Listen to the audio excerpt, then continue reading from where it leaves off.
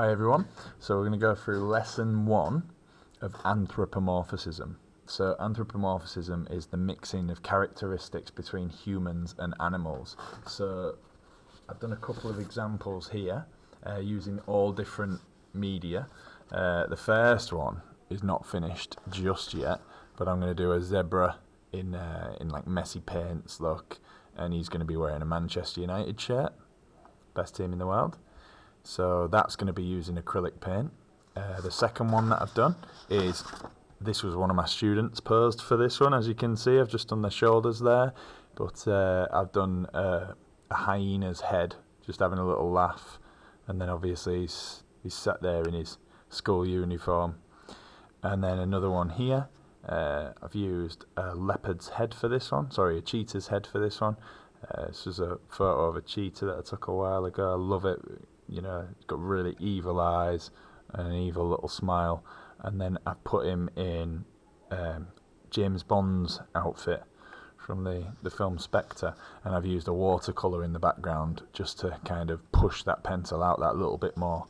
So pencil versus watercolour, and then charcoal, and then this one, when it is eventually finished, will be acrylic paint. Okay, so you can see I've done the background already. This little bit here is the zebra's arm just poking out. I'm going to do nice thick acrylic paint to make that really stand out from that really messy background. Okay, so that is the finished product of anthropomorphism. So what we're going to do, breaking it up into lessons, is lesson 1, we're going to draw the head, and then lesson 2, we are going to draw the body, and then lesson 3, we are going to add the texture throughout. So before you have a go at doing this, try and watch the video texture shapes and have a go at that first. The texture shapes obviously just talks you through a few textures, and then it shows you how to draw them with pencil. I know obviously I've done this one here with charcoal, but it's very, very similar. Alright, so I'm just going to get rid of those for a second, and I'll show you just really quickly how to do the layout of how we're going to get started. Alright, so I've chosen to start off with a rhino head. So I'll just kind of show you how I would lay out the whole page. So this page isn't as big as those ones. They're A3, this is A4. So I'm just going to show you how I would plan it out. So obviously the rhino's head's quite a long one, so I would kind of start there, push it down like so, and then have his jaw coming up there, and then I'd have his neck maybe pushed back like that, so he's got a bit of a hump back, and then I'd put him in a little jacket like that, okay? But we'll talk about the body later. Just for now we need to look at the actual rhino's head. So it's weird me doing this sketch, because obviously what I want you to do is I want you to pick your own animal. So normally, if I've got a class size of, I don't know, 20 students, I normally tell them that no one is allowed to do the same animal. And it's a first come, first served kind of scenario. The first person in the class to start drawing a lion is the person that finishes drawing a lion. But given the fact that you're all at home, you have no class, you have no classmates. So just try and draw an animal that is going to push you.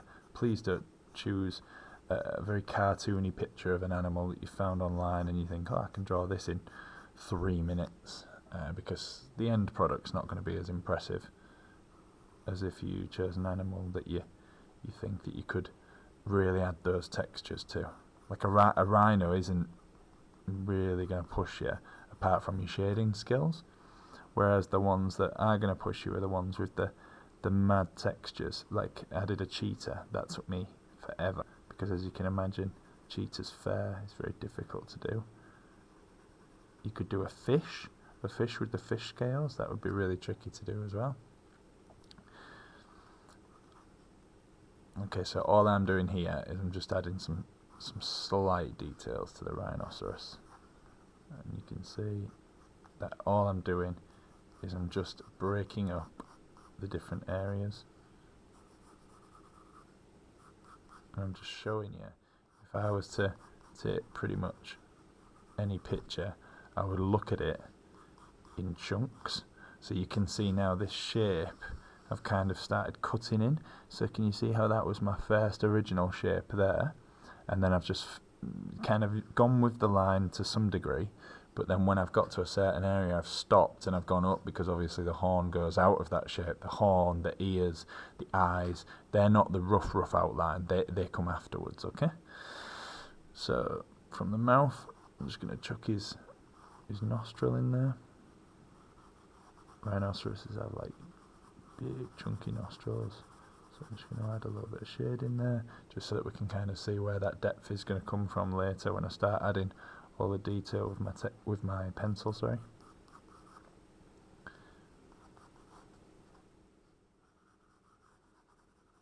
And I'm just going to give him a bit of shape, like that.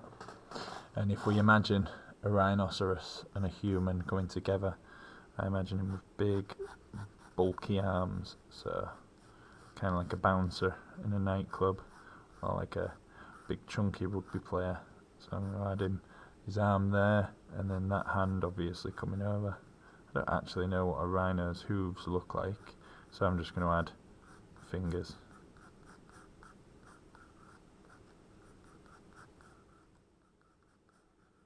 You see now, and add a little t-shirt there, and then this arm is, oh, how would that work? So that arm is underneath there.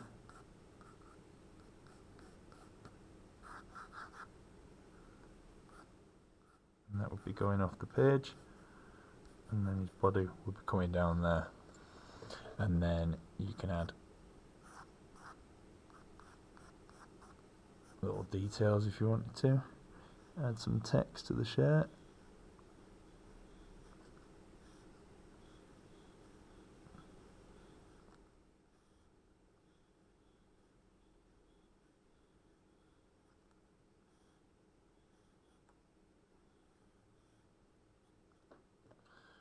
Maybe like a bit of pattern.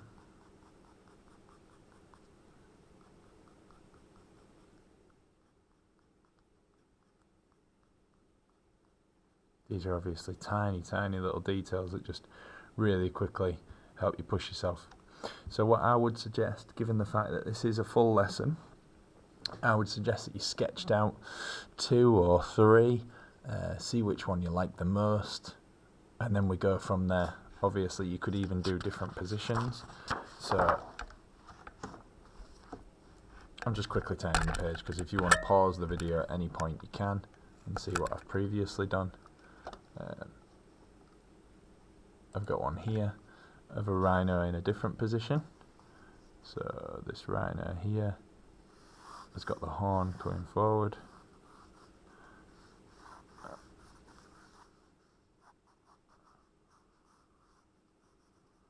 I'll just do a couple of examples, because obviously I've already done mine, but what I'm doing now is I'm just showing you how quick you can kind of sketch out some possibilities, and you don't have to get bogged right down into the details. What you can do is you can draw 2 or 3 on different angles. I mean, I don't know what's going on with you at the minute, but if you have a bit of time on your hands, just please try as many as you can until you're happy with one, and then when you're really happy with one, then start adding all of the tone and everything, because tone can take quite a while, but the rough layout itself doesn't.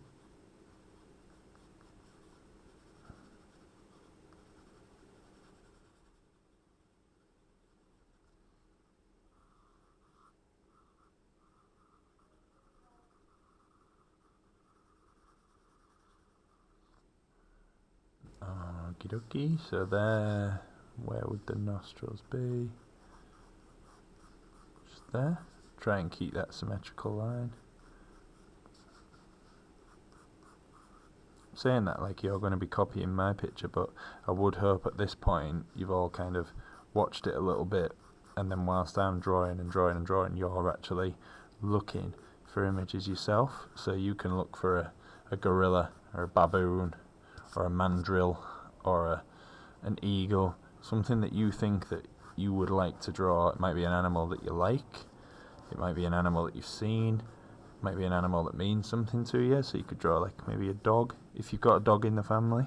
I've seen that quite a lot, how some students use their dogs.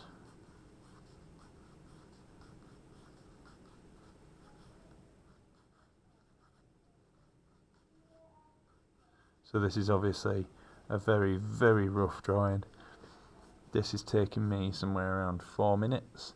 If I was to do it properly, then I would try and maybe spend a good hour on it, getting it absolutely perfect. And then once I've got it perfect, so there's a second little angle that I might be able to do with the rhinoceros. What else can I show you? So I've got a different animal. Okay, so if I wanted to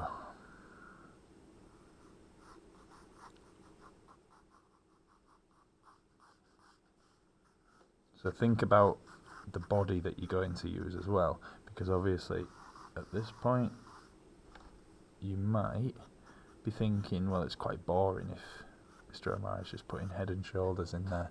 I don't really want to do that, I want to do something else. So you could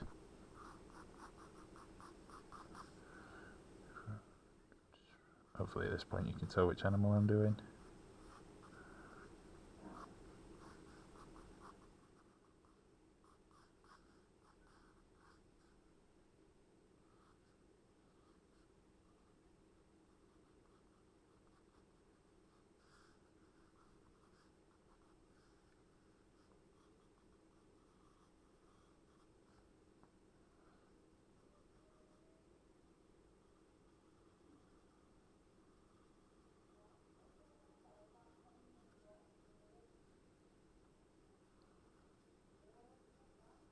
So obviously at this point I've drawn 3.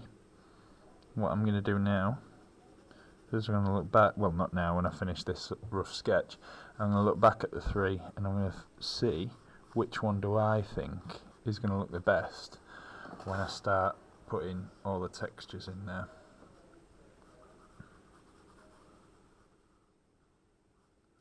Little tongue sticking out maybe. Okay, what can I do with this one that's a little bit different?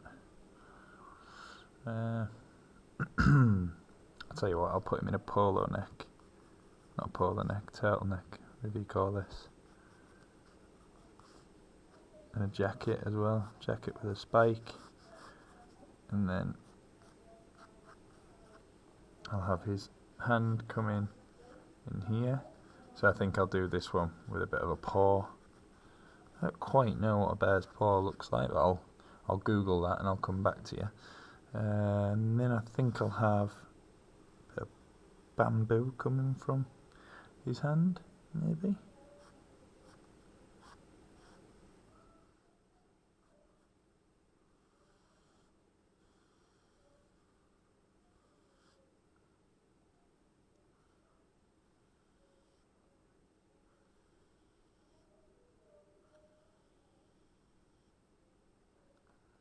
And maybe have his shoulder completely drop down there. And then finish off his arm on that side. And then I'll have his jacket coming down. Obviously his arm would be bending there.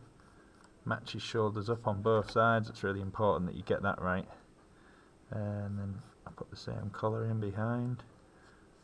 And then I'll put a little bamboo cane there. Have some little bits going up like that. It's a bit like a bone there. So obviously the panda's just chomping away at this point, like that. Okay, so like I said, lesson 1 is just to have a bit of a play about and see which one you would like to do. Would you like to do it front on? Would you like to do it side on? And then obviously you're just going to have a little go at adding like a human body to it, like so. So I've kind of merged lesson 1 and 2 there. Alright, brilliant.